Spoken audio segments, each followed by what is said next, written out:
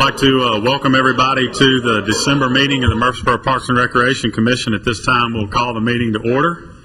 And we've got a lot of guests here today and some really exciting awards to give out. And welcome to everybody. Glad you're here. First item, as always, will be our prayer and pledge of allegiance. And Tim Tips is going to take care of that for us. Tim? Let us all stand for the prayer and pledge. Dear Heavenly Father, we come to you this day. We thank you for the many blessings that we enjoy. We thank you for the opportunity to live in one of the greatest cities in the world. We pray that the things that go on in this meeting today would be in accordance with thy will.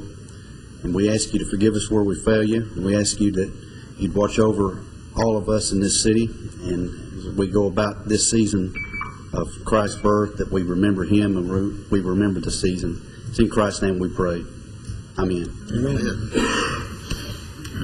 I pledge allegiance to the flag of the United States of America and to the republic for which it stands, one nation, under God, indivisible, with liberty and justice for all.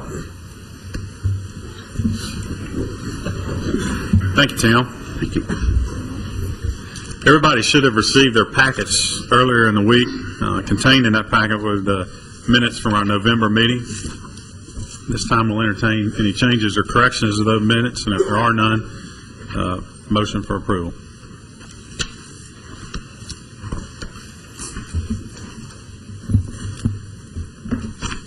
I move to approve. Second. We have a motion and a second. All in favor say aye. Aye. Opposed? Motion carries. We'll move now to new business.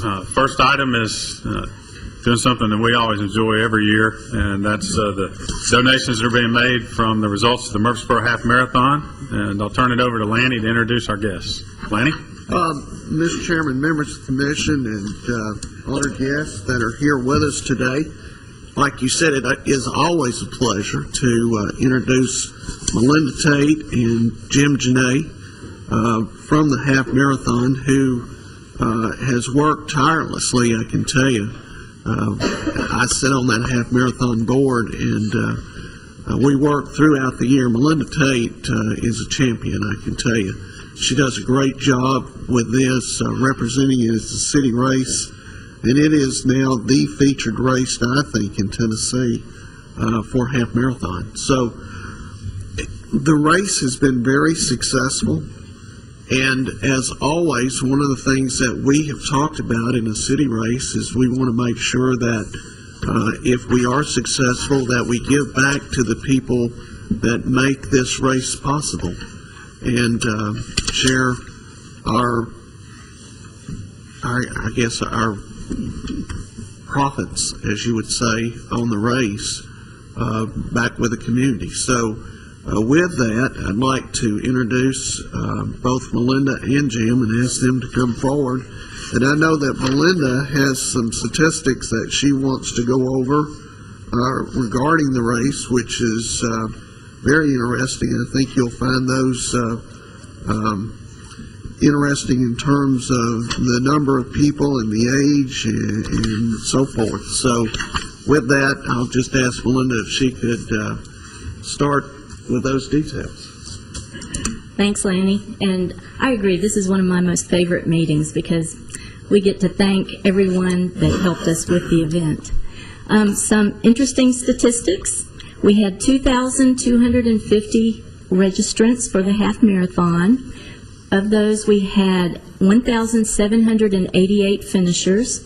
Of those, 935 were female, 853 were male. We had 2 wheelchair participants and finishers this year. We had 8 state records that were broken. The youngest finisher was 14 years old, and the age of the oldest runner was 78. We're very proud of them. The fastest runner finished in a time of 1 hour, 5 minutes, and 43 seconds, which is a state record, and also our new course record. His pace was a 5 minute and 1 second mile. So imagine doing that for 13 miles. The The slowest participant finished in a time of 3 hours, 49 minutes, and 31 seconds at a pace of 17 minutes and 32 seconds. And the person who came in the exact middle, and we give them the middle medal for this, finished in a time of 2 hours, 11 minutes, and 32 seconds. And by the way, all of these times I just listed off, they're all faster than last year's times. So our race is getting faster and faster, which is it's something that runners look at when they are registering for races, is how fast is this race? Can I set a personal record at this race? We had 157 kids who registered for our Murph's Fun Run. The temperature this year, starting time was 44 degrees, which is about 10 degrees cooler than it was last year. And the finishing time at 10:30 was about 68 degrees, which is a little cooler, but again, a perfect day for a race. We had over 425 volunteers, and we gave out $3,900 in prize money, including prizes to our cheer squad winners. All of this would not be possible without our wonderful board members, and I'm going to list them off because they need recognition. They did a fantastic job. Of course, our president, Jim Janae, Shane McFarland, Mona Herring, Miles Tate, Lanny Goodwin, Rick Caffey, Krista Dugosh, and Richard Gable. And these board members, not only do they set the policy for our race, they are also hard workers. During the week of the race, actually the whole year before the race, they get their hands dirty. So we really appreciate that too. Of course, our sponsors, Middle Tennessee Medical Center was our presenting sponsor again this year, and they helped so much. On race day, they have massage therapists who come and massage the legs of the runners after they finish. They provide all the medical services along the course. Couldn't do it without them. Our other sponsors, Fleet Feet Sports Murfreesboro, MTSU, of course the City of Murfreesboro, Murfreesboro Parks and Rec, State Farm, and Jim and Nick's Barbecue. And our media, there's several here today, WGNS, the Daily News Journal, Murfreesboro Post, Murfreesboro Magazine, and Hobnob Murfreesboro. And I'll read this rest quickly. The Avenue, Purity Dairy, Center for Sleep, CB&S Bank, SunTrust Bank, All Sport, The Works Group, Ideas Teas, Emerson Appliance Solutions, Jason's Deli, Kroger, Reef Sane, Tangerine Salon and Spa, and Murfreesboro Pacers. And because we have so many wonderful sponsors that help defray the costs of the race, we're able to make these donations today. And we really appreciate all the help and support that the sponsors give us. And at this time, I'd like to ask Jim Janae to come to the mic and thank our volunteers. Okay. There are so many local groups and charities that helped to make the Murfreesboro Half Marathon a success this year. And these are the groups that make our community a success. And so it's exciting to say thank you with a check. And so I'm going to go through these and invite those that are here to come on up. Before the race began, we had lots of activities that needed to be done, and Books from Birth received a donation for the help in stuffing goodie bags. The Girl Scout Troop 1609 also received a donation for unwrapping the individually wrapped finisher medals. At Packet Pickup, Junior League of Murfreesboro staffed the Packet Pickup on Thursday, Friday, and Saturday, and we have a $2,500 donation for Junior League of Murfreesboro.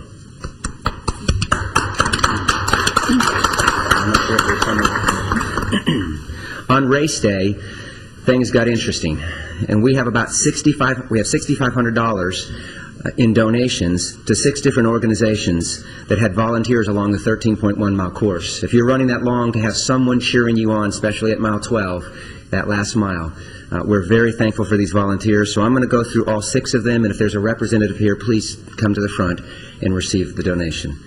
We'll start with the Discovery Center of Murphy Springs, Riverdale High School, ROTC, the Noon Rotary Club, the Noon Exchange Club, the Lions Club, Kappa Alpha Order at MTSU, who also helped in the heavy lifting before the race, which happened to be one of my responsibilities, and I was so appreciative of the 6 college guys that were there hauling all that stuff around.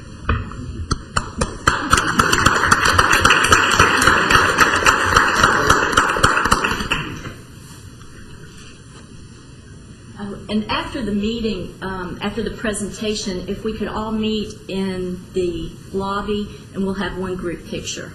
So it'll be shortly.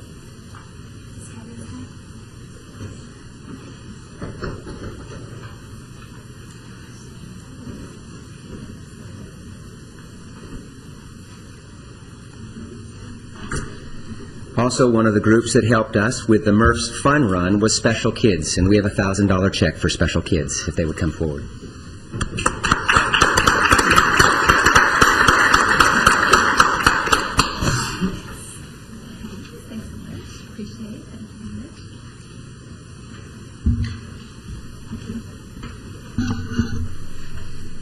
The following groups and organizations also provided fantastic support on race day, and we'd like to show our appreciation with donations to these, starting with Greenhouse Ministries for $500.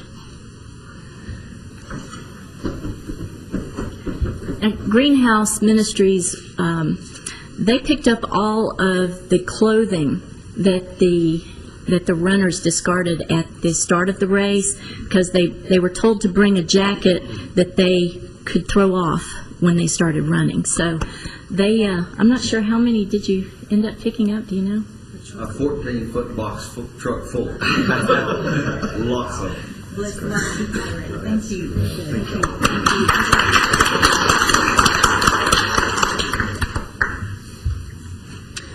The Oakland's Historical House Museum, which we got to run by and had a fully dressed, well, that didn't sound right, did it? Which is a good thing. We got to run by and wave, and we'd like to give them a $1,000 donation.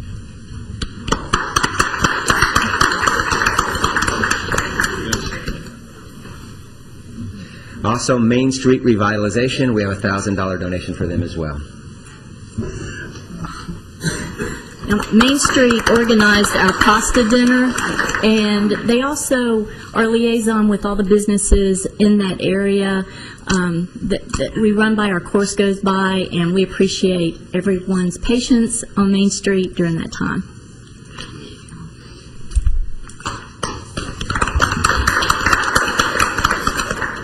You can't put on a race like this without a running club behind you, and the Murfreesboro Pacers provided that support and encouragement, and so we have a $2,000 donation to the Murfreesboro Pacers.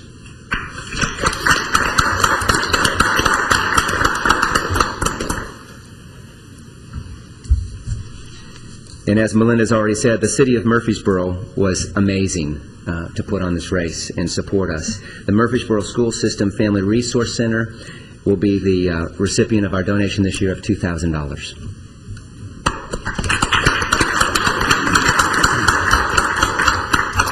The Rutherford County Convention and Visitors Bureau had a lot of visitors that day, and we'd like to donate $2,000 to them this morning.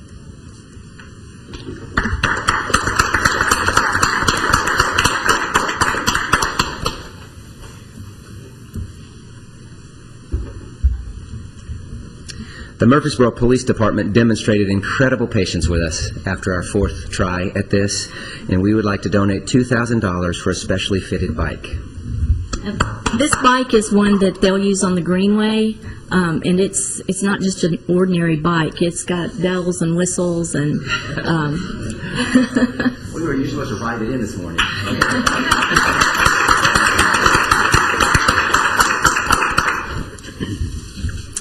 The Police Benevolent Fund, again, a way to say our appreciation to them. We've donated $2,500 to the $100 Club.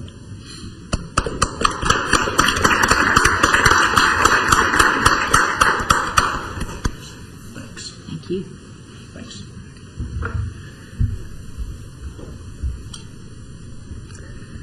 We have an opportunity to help other kids run, and it's through a group called the Hershey Track and Field. I'm going to say it right. And Fleet Feet Shoes helped us with this, and we're going to give them a $2,500 donation.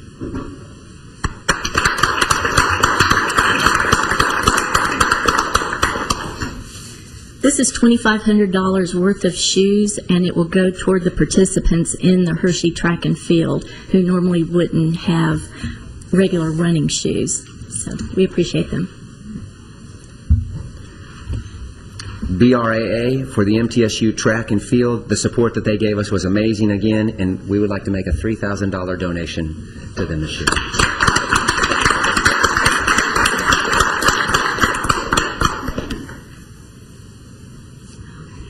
We appreciate you. We'd also like to make a $3,000 donation to the Friends of the Greenway. Many of our runners spend a lot of their training hours on the Greenway, so we are very appreciative of that resource that we have.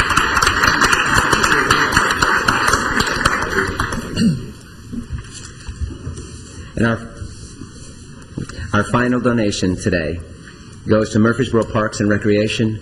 The amount of support and encouragement and cones that were set up and everything else that was done, we can't say thank you enough, and we have a $4,000 donation to them.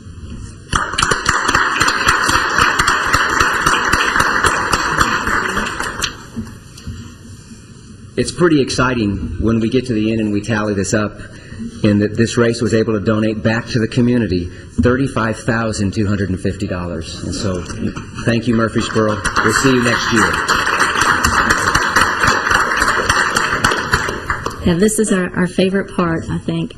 And like Jim said, we'll see you next year. The board agreed to increase the number of participants to 2,500. I pushed for 5,000. She said no. No. Baby steps, baby steps. So we look forward to a 5th annual Murfreesboro Half Marathon next fall. Thank you very much.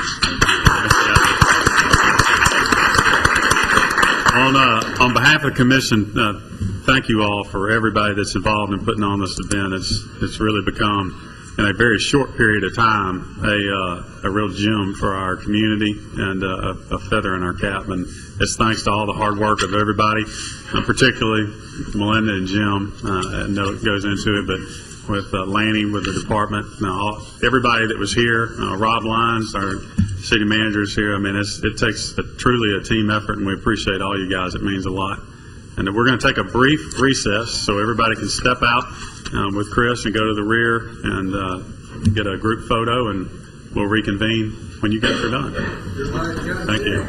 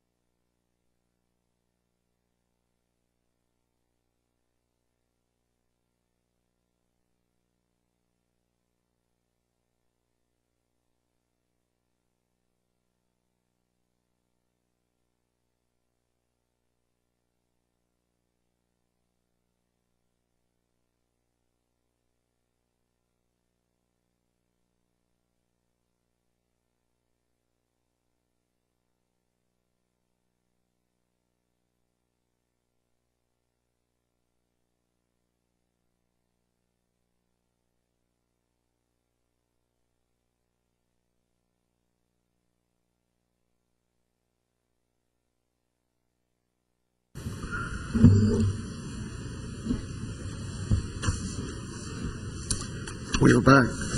All right. That was it's a good time. I look forward to the 5th year.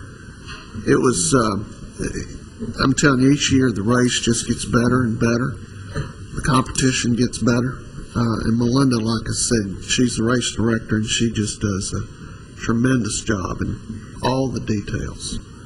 And we have people coming in from, she didn't say how many states, but I think it's about 20 states now participating in our race. Oh, they do a great job. We'll move now to item number 2 under new business, which is a consideration of the holiday hours for 2011. Laney?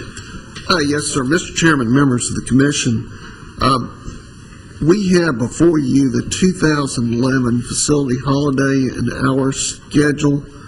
And each year, I try to bring to the commission what we are proposing as our closing times for the holiday. Of course, the city has 11 recognized holidays. The city's practice, generally speaking, is to close the office on the holidays. If the holidays fall on a Saturday, then generally they close the Friday before. If it falls on a Sunday, they close the Monday after.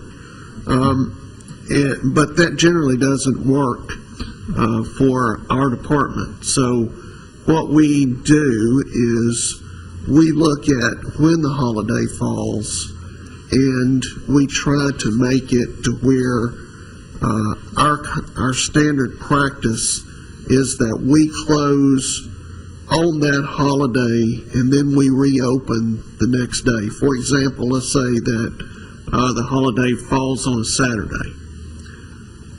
For city, we would have closed on a Friday, but we're generally open on a Friday unless it's one of the eves, and we close at 5 on one of the eves, either eve. And then we reopen the day after on regular hours. For example, we just had Thanksgiving. We were closed on Thanksgiving Day. We reopened the day after Thanksgiving for normal operating hours. The rest of the city was shut down for 2 days, Thursday and Friday.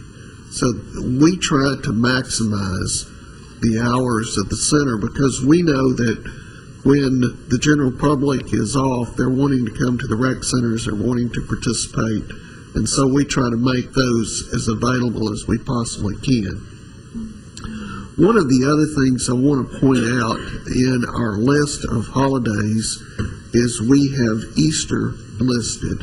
Easter is not a recognized city holiday, but it is a holiday that we have closed traditionally since I have been here. On that Sunday, what we have to do is for our workers that particular week, if they work normally on a Sunday, we arrange their work schedule so they can be off on that day. And we've never had a complaint that I can recall being closed on that particular Sunday. So what we are proposing, as you go through and look, is the recognized holidays where we show which facilities are open and closed. And you can see at Christmas Eve and New Year's Eve, we close our facilities at 5. And then our schedule would reflect that our holiday closings would be on that particular holiday. I'll be glad to answer any questions you may have. Anybody have any questions of Lanny regarding the schedule? I do.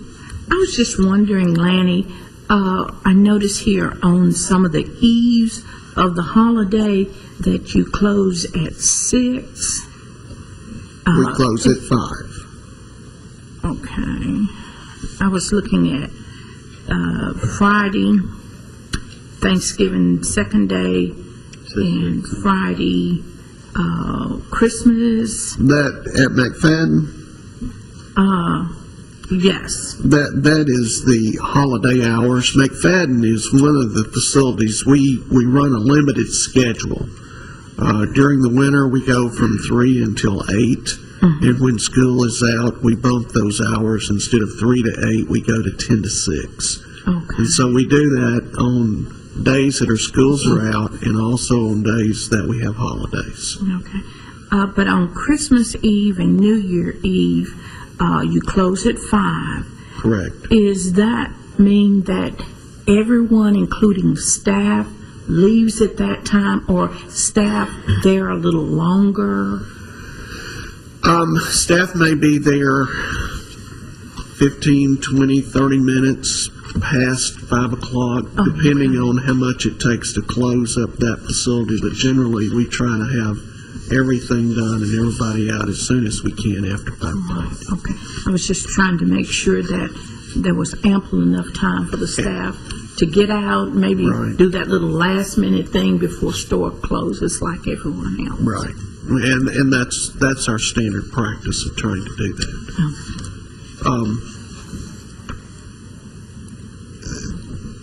I guess the other thing I could mention this Easter is we used to close on the eves at 4. And we had quite a few folks in participating, so we extended that an hour just to see what that did, and they started to thin. For between that 4 and 5 hour, that really seems to fit. No. And so we've done that for the last, I guess, 3 or 4 years at 5 o'clock versus 4. All right. And that extra hour seems to fit. Good points.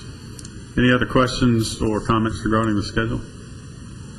If there are none, we need a motion for acceptance of the schedule as presented. I so move. Second. We have a motion and a second. Any discussion? All in favor say aye. Aye. Opposed? Motion carries. Thank you. Item number 3 is a consideration of the park hours, non-holiday for 2011. That's right, Mr. Chairman, members of the commission. On your desk, you will find a section of the ordinance for the city of Murfreesboro, and that's section 2147 that deals with closing hours of city parks, parking lots, school grounds, Cannonsburg, and trespassing.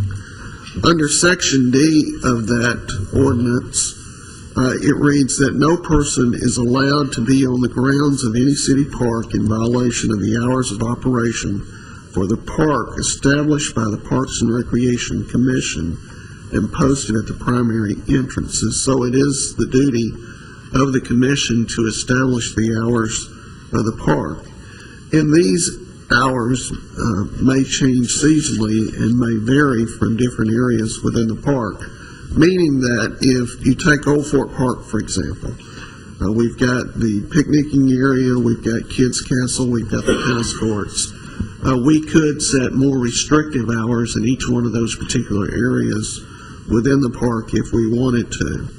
But it says no person is allowed to be on the grounds of any city park between the hours of 12 midnight and 6 a.m., provided, however, that that person in the park attending a function authorized by the Parks and Recreation Department is allowed to be on the grounds of that park for a half hour after the conclusion of the function, which means that if we have folks, much like our league organizations, we have agreements with them. We have special use agreements for special events, Uncle Dave Macon Days, that's at Cannonsburg, other things that I could sit here and think of that happen on the park. If we have a special arrangement with them that says that they can extend those hours, then that's allowed under the ordinance, and it's allowed through the agreement. So I just want to make you aware of where we're dealing with in terms of the laws of the city when we set the hours.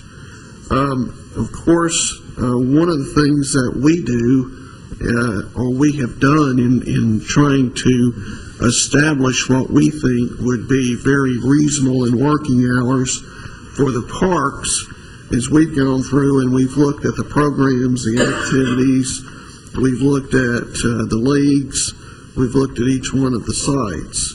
We've considered the seasons.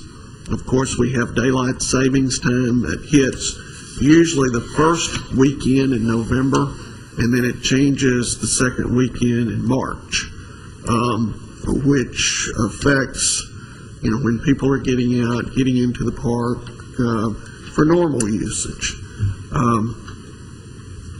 We also wanted to look in terms of our reservations. Our shelter reservations, we start taking those April 1 is when park shelter reservations kick in, they go through October. So that fits within the time period we're looking at as well. And then, like I said, the agreements that we have with the leagues and so forth would operate really kind of outside of that. If there's something on the fringe, let's say if they go first weekend to the November time, and we're recommending that we close that park at 6, if they're there until 8, based on an agreement that we have, they're allowed to do that. They just have to be out 30 minutes after, according to the ordinance, of that designated time. So what we have done is, if you look at the park hours that are proposed, we have the active parks, generally where we have our leagues, the Barfield Crescent Park, McKnight Park, which we have Starplex and the Four-Field Complex, Old Fort Park, which we have tennis, and we have the 2 small fields there, Richard Siegel Park, which is our soccer park, the McFadden grounds, the Patterson grounds, and the SportsCom grounds. We're recommending winter hours from 6 a.m. to 6 p.m., and that would run November through February.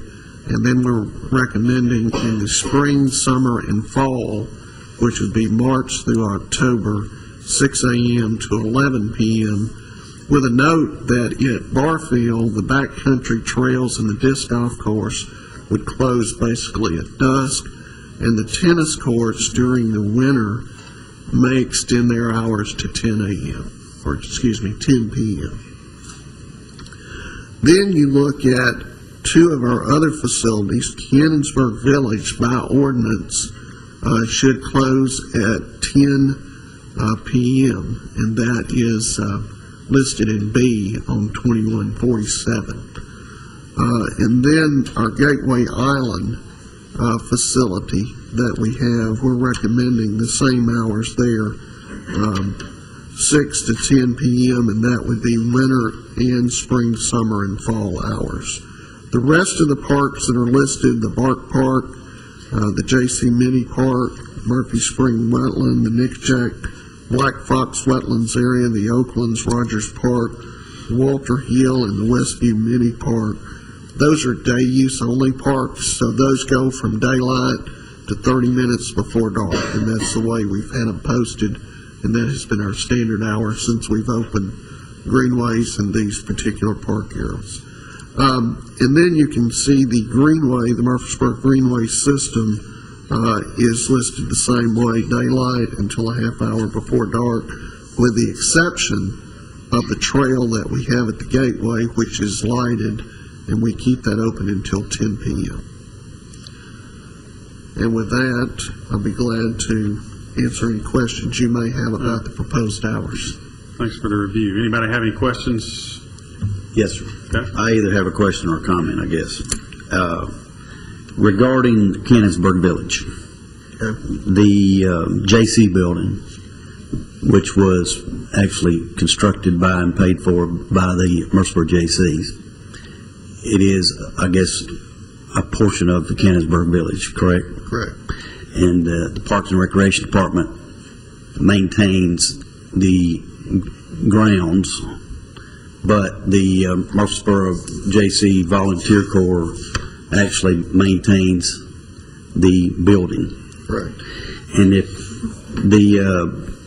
obviously they're not city employees, the lease agreements, the JCs from time to time rent out that building for weddings, parties, and various other meetings, training, etc.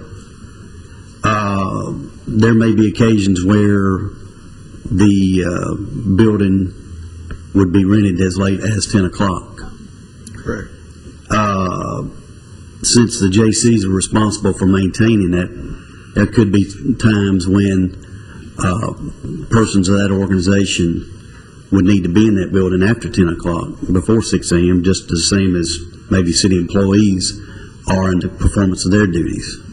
Now, my question is, are they included as a provision in Section E of that ordinance? And if not, they probably should be. And likewise, as you mentioned, you have operating agreements with lots of other organizations that enables them to extend the hours of certain facilities. Correct. And I would say that that should also extend to the JC building and the JC Volunteer Corps that operates that building. Mr. Tips, we have a lease agreement with the JCs. I'm aware of that. We have one with the Lions, and we have one with the Antique Auto Association that reside there on the grounds of Cannonsburg. I think, Kelly, you correct me if I'm wrong, but I think it's very specific in terms of what time that building closes and people needs to be off the grounds. And I think it follows the ordinance, which says 10 o'clock. And I understand what you're saying, but that would mean that, number one, we'd have to go back and make a provision within 2147, and we would probably have to go back and make a provision within that lease agreement between those organizations. Now, I'm not. That's why we have attorneys sitting. Yeah, that's why I'm throwing that out. It's either a comment or a question, and I think it's probably a question best answered by our legal counsel. And I don't have the lease here in front of me. If you'd let me know beforehand, I would have been glad to look at it. But I'd have to go back and look at the lease. I know that time issue is addressed in the lease. I can't remember exactly if there's a provision for cleanup 30 minutes after an event ends or not. But we'll be glad to revisit that and take a look at it. But Well, my point is, I know, obviously, from the standpoint of these persons, this organization that maintains that building correct. and uses that building, and then also to those that they lease out, that's a different issue, obviously. I think we understand that. I think we understand that lease, that part is there. I guess my point is, the city is not going to be maintaining that building. Correct. This organization does maintain that building, and there may be the issue that arises that there has to be something done, that one or several of these individuals may be there after 10 o'clock, before 6 a.m., and according to this ordinance, they would be trespassing. I don't think that, under subsection E, a city employee can be there. Right. So it should extend. And it may go back and revert to the provision here that says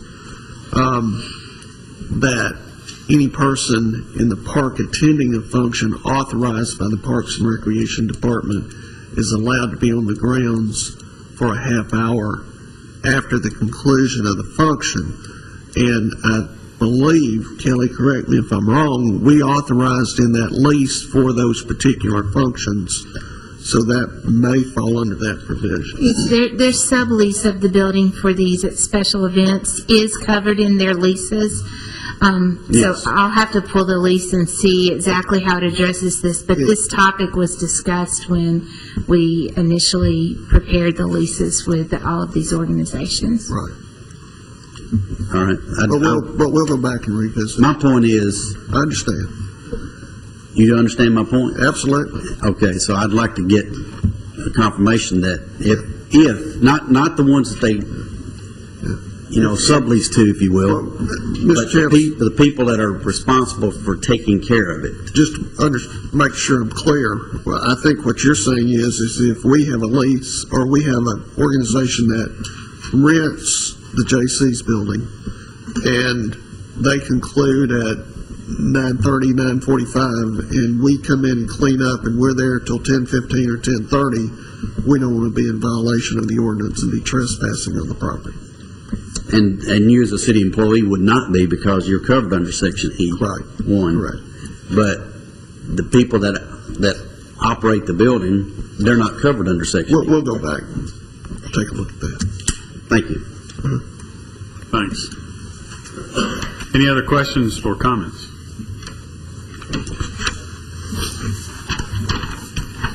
Well, if there are none, we need a motion for acceptance of the schedule as presented. One question before making a motion. Can we make this motion subject to a clarification on that? Yes, you can. The whole issue of how long the J.C.'s lines and Antigata Club can stay at Cannonsburg, that is addressed specifically in their lease.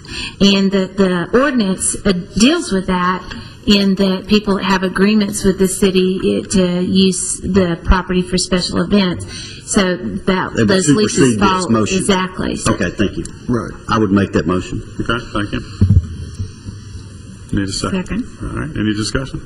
We have a motion and a second. All in favor say aye. Aye. Opposed? Motion carries. Right, thank you. Item 4 is a consideration of Adventure Club prices. Rachel's here to tell us all about it. Hello, how are you guys? Good, how are you? Doing well. I am looking for your approval for a new program that I would like to begin in the spring and carry on through the year, and also the price schedule that would go along with it. I would like to propose a new teen adventure club. It would provide outdoor awareness, active lifestyle activities, and a social network for teenagers through high adventure sports and activities. The club would offer various trips throughout the year and would be open to teens ages 13 to 18 years old. They can register per activity based on their interest, and the maximum number would be determined on the location, the activity, and the method of transportation. Some of the examples that I used would be kayaking the Stones River, climbing an alpine tower, rappelling at a state park, and backpacking at a state park. What I would propose would be a program fee of $15 per activity, and then an additional, if needed, activity fee based on the activity and the location, supplies that are needed and such. So I'd like to make sure that it's all very reasonable. I think in the proposal, the most expensive trip would be like a $40 trip, and that would be a backpacking trip, which would obviously be overnight, and food would be involved. Okay. Have any questions? I have one. How would insurance and risk associated with these types of activities be handled? It would be handled through the city's risk management fund, and it would be no different than the camps and other activities that the city Parks and Rec Department sponsors. We would have waivers and forms that the participants in the activities would have to sign. And I've already consulted with Mr. Rucker, the risk manager, regarding this, and it would just follow the same procedure as other activities. That's all I wanted to know. One other note, too, that Rachel alluded to. The $15 would be basically a flat fee that we would charge. The activity fee may vary based on what it may cost to go to that particular venue. Because I know that when Ms. Singer goes to those venues, generally she employs the expertise of the people that are on site to help her with those activities. And sometimes they have a per-person fee, sometimes they have a flat fee for groups. So whatever that is, we would just divide that up and pass that on to the person. So I'm assuming these fees would fall under our financial assistance program also, right? The $15 would, but the activity fee would not. Okay. Essentially, you wouldn't have any control over that. We wouldn't have any control over that. So she called Longhorn State Park, and she was doing a canoe trip down the Duck River, and they said we charge $5 per child to do that. Then we charge the $5 as an offset fee. Okay. Is that correct? It is. Well, it looks like a great idea. A lot of fun. I think this particular offering is, very cutting edge. It appeals to a new group of folks out there who've been ignored. And I think for, this age group, this is very appealing and appropriate, and I think it's a great idea. Thank you. Any other questions or comments? If there are none, we need a motion for approval as presented. I move to approve. I'll second. Any discussion? All in favor say aye. Aye. Opposed? Motion carries. Thank you. Rachel, great work. Really nice. Item number 5, under new business, we got Bart Fight and Nate Williams here to give us a rundown on the holiday events at SportsCon. Bart?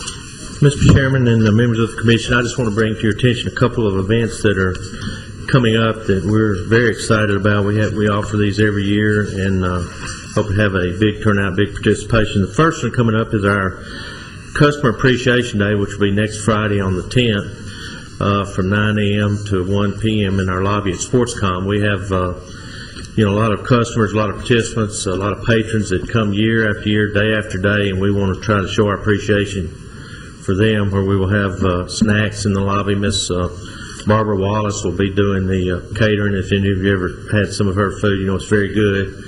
And we'll have just some music, Christmas music, and meet there in the lobby from 9 to 1, and appreciate all our patrons that come, day in and day out, and give them some little gifts to take with them. So just want to make you aware of that, and that's on the 10th from 9 a.m. to 1 in the lobby. Our next event that's coming up is called our Holiday Lock-In, and I think I will need your approval on this. We've had this for three, 4 years, and we've had a big participation in that, and that will be December the 17th, and we will run that from 7 p.m. that Friday night to 7 a.m. the next morning, where, if parents want to get out and shop, get some last Christmas business done, they're welcome to do that, where we can take registration. We're going to start that at 6:30 that Friday night to 7 in the meeting room, and they get their all the waivers signed, everything from the legal guardian, from the parents. We will have roughly around 10 chaperones. I know we'll take up to 40 kids, and what we'll do, our facility closes at 9, so what we'll do, we'll meet at 6:30 to 7, then we'll have free time till 9, and I know Nate lines up the guards to swim 9 to 11, then we'll shut the doors at 9, lock them up, and have guards on duty for the swimmers. You don't have to swim, but it is available 9 to 11.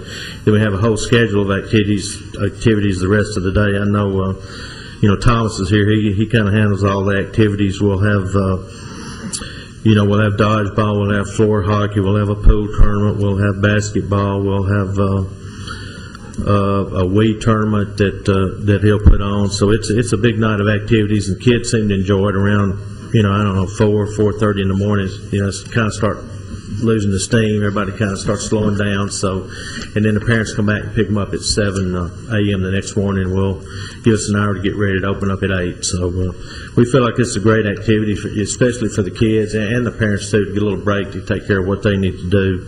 And with that, I assume I'll need approval from the Recreation Commission to do this, and it will be a $20 fee, same as last year.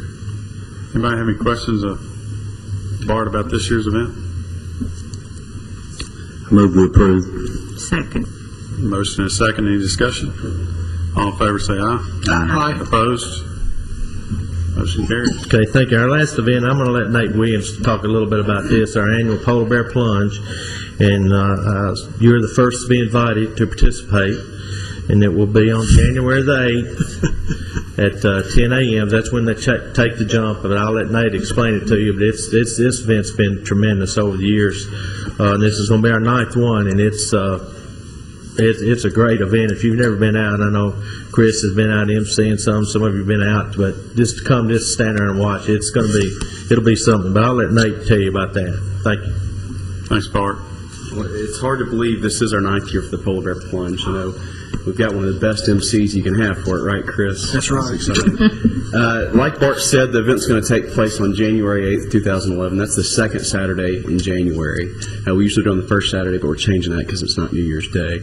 I figure we have more participation. People can come out a little easier. So our ticket venture for that event, it's fun and games in the gym from 8:30 to 10. The plunge happens at 10 o'clock.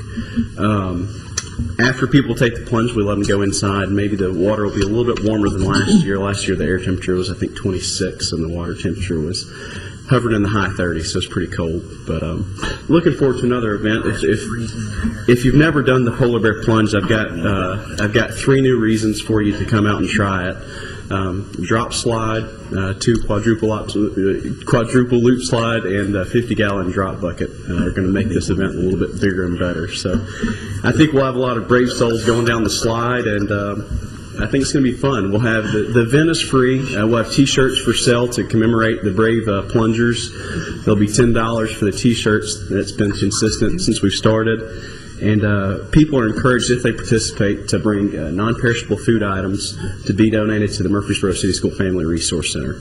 That's something great that I think we do. Last year we brought in over 1,200 pounds of food to go to that resource center. So it's a fun event. It brings a lot of the community together. We've had several people who've been plunging every year. So if you have any questions, I know I'll see all of you out there. So looking forward to it. Yeah, Chris just leaned over and he said he challenges the commission to come out, and I was like, that's easy to say when you're the MC. Yeah. He did mention that last year that everybody's hair was freezing as they got out of the pool, and I looked at him and I said, including yours? It was cold. Last year was very cold. Oh, I had several friends in Jones, and I saw some pictures, and the pictures were worth 1,000 words. We have a good costume contest. Yes. I'm glad you brought that up, Chris. That's my next thing. We have costume contest. We have all types of games. We give away some prizes for people who dress up. We've got the adults can participate in the whole section, and the kids have their own. So it's neat. We bring in a big inflatable slide in the gym, and it's really just a fun event. So I encourage anybody who hasn't ever participated to come and enjoy it. We give coffee, hot chocolate, and have some popcorn and stuff like that. So it should be bigger than better than ever with the new facility. Yeah, we're expecting a lot of people to go down the slide or attempt, maybe go up and then look down and walk down the stairs. I'm not sure which one. So I'd be happy to answer any questions you might have. The top of the slide isn't the problem, Nate. It's what's at the bottom. What's at the bottom, yeah.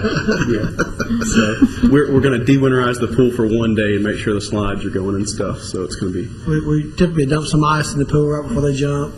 We will, and some of our maintenance guys asked me the other day if we could dump some ice in the top of the bucket before it dumps, and I said that might go a little bit too far, but we'll have ice in the pool, but again, you get to jump in the indoor pool, which is usually around 86 degrees, so you get to warm up and swim a little bit. As a matter of fact, we had somebody ask the other day, said, can we walk in from the zero depth area? And I said, well, of course, but I wouldn't recommend it. I think everybody talks about the slide. I think the big slide. I think the drop slide is going to be the one that's going to be the toughest to handle. But we'll have the bravest ones who go down the drop slide. So quite fun. Any questions of Nate? Great work as always. It'll be huge. Last item under new business. I believe everybody received this in their packet and should have also received a copy in the mail. That's the schedule for our meetings for 2011. And just as always, there'll be a few that are the second Wednesday of the month. Just make sure you mark your calendars correctly for that. There are no other items under new business. Lanny, you have anything else? No, sir. Have no other business. All right. Any other business to come before the commission? I move we adjourn. Second. All right. All in favor, say aye. Stand adjourned.